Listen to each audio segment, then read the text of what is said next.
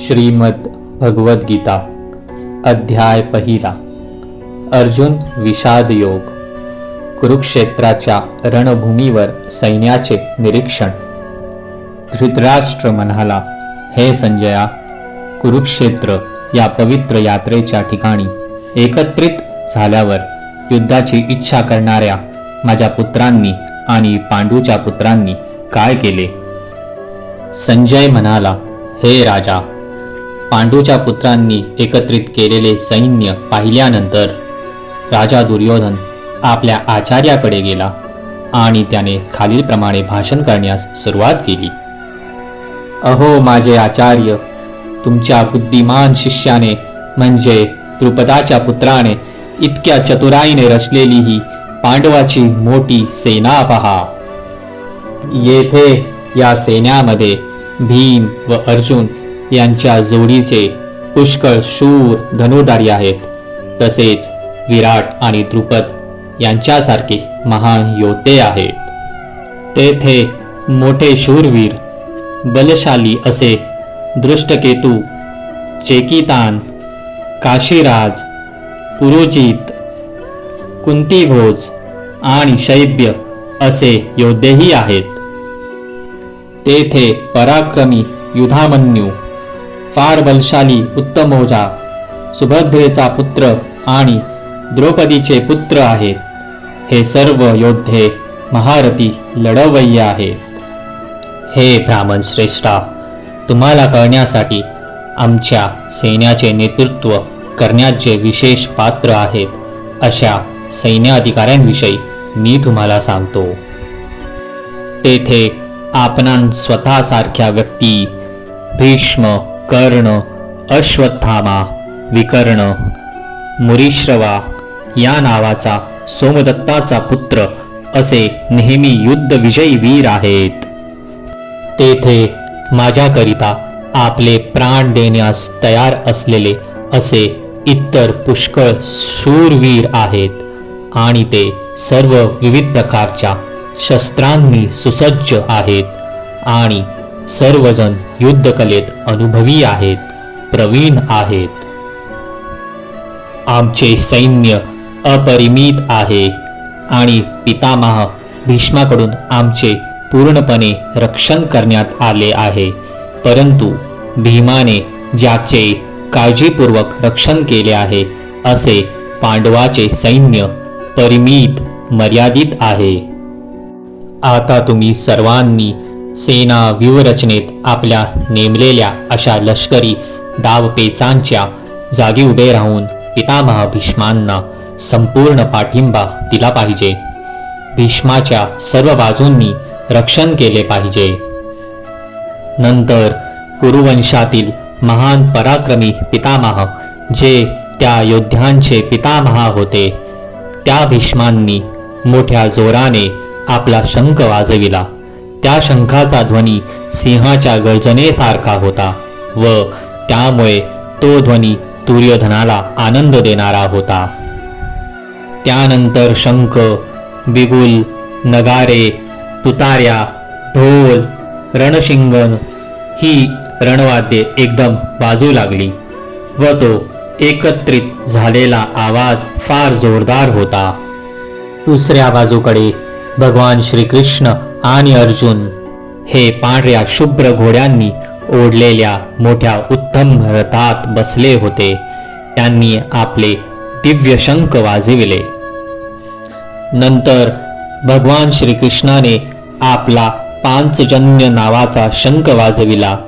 अर्जुनाने आपला देवदत्त नावाचा शंख वाजविला आणि अतिभक्षी व अतिबिकट कर्मे करणाऱ्या भीमाने आपला भयंकर असा पौंड्र नावाचा शंख वाजविला. कुंतीचा पुत्र राजा युधिष्ठिर याने अनंत विजय नावाचा शंख व नकुल व सहदेव यांनी सुघोष व मणिपुष्पक हे शंख वाजविले.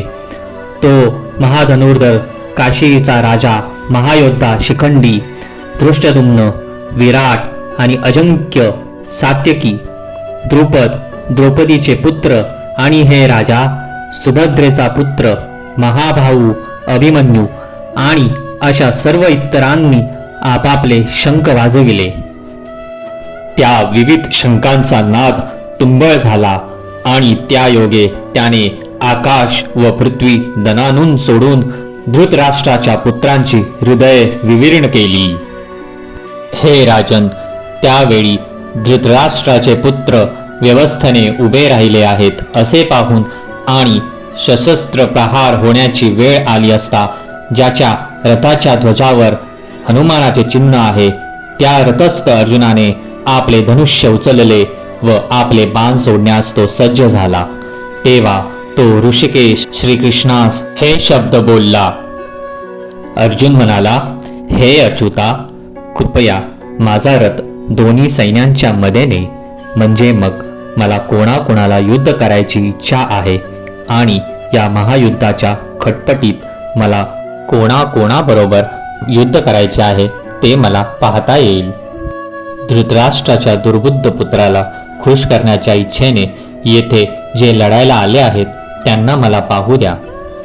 संजय म्हणाला, हे भरतवंशजा धृतराष्ट्रा, अर्जुनाने असं म्हटल्यावर भगवान श्रीकृष्णाने दोन्ही सैन्यांमध्ये तो उत्तम रथ नेला.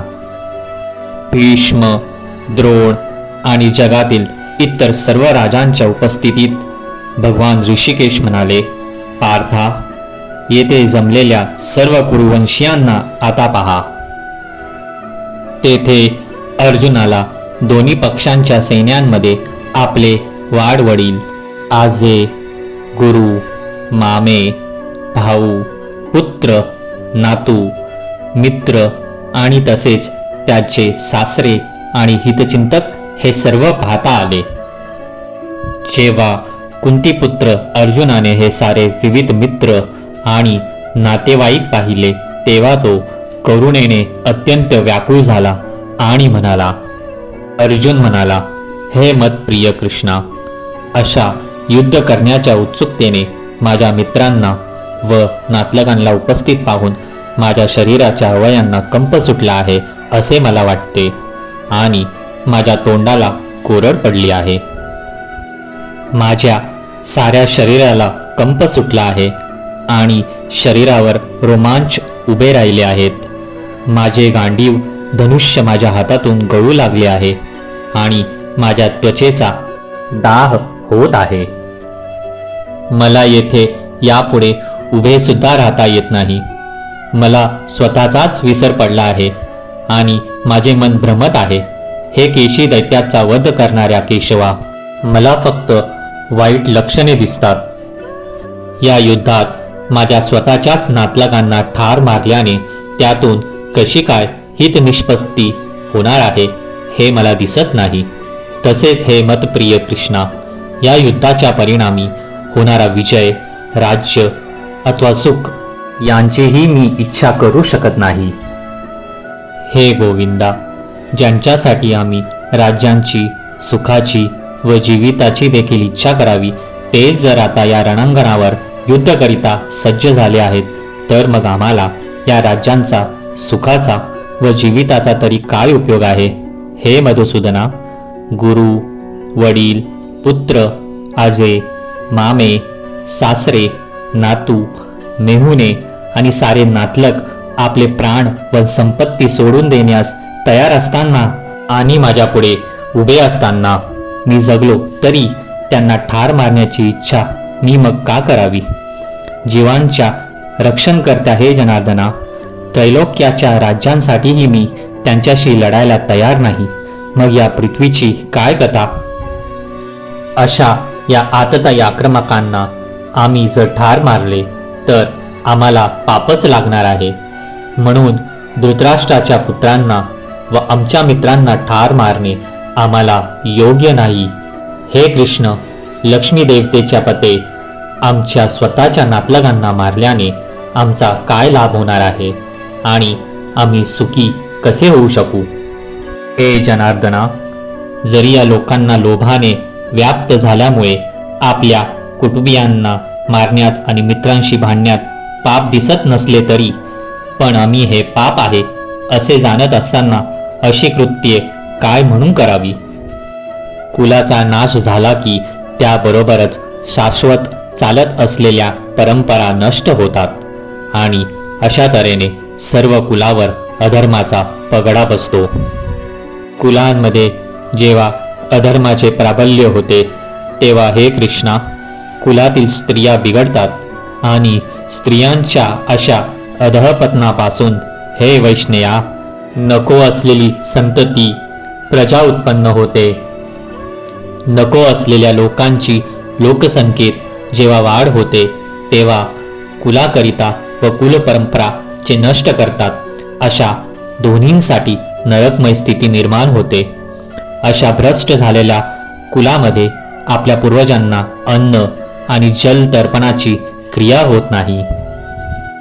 कुल परंपरांचा नाश करणाऱ्यांच्या दृष्ट कृत्येमुळे सर्व प्रकारच्या ज्ञाती योजना, ज्ञाती धर्म आणि कुटुंब कल्याणाची कार्य नष्ट होतात. लोकांचे रक्षण करणाऱ्या हे श्रीकृष्णा, गुरु शिष्य परंपरेने मी असे ऐकले आहे की जे कुलपरंपरा नष्ट करतात ते नेहमी नरकात राहतात.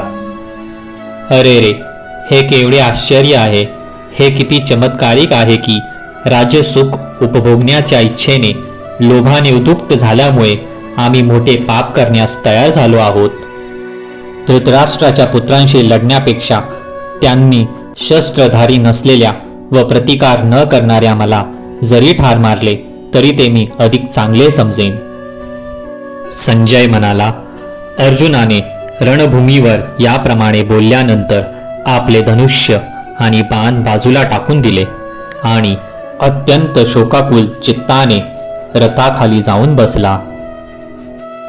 याप्रमाणे कुरुक्षेत्राच्या रणभूमीवरील सैन्य निरीक्षण विषयक श्रीमद भगवद्गीतेच्या पहिल्या अध्यायाचे भक्ती वेदांत वृत्त अर्थविवरण समाप्त झाले.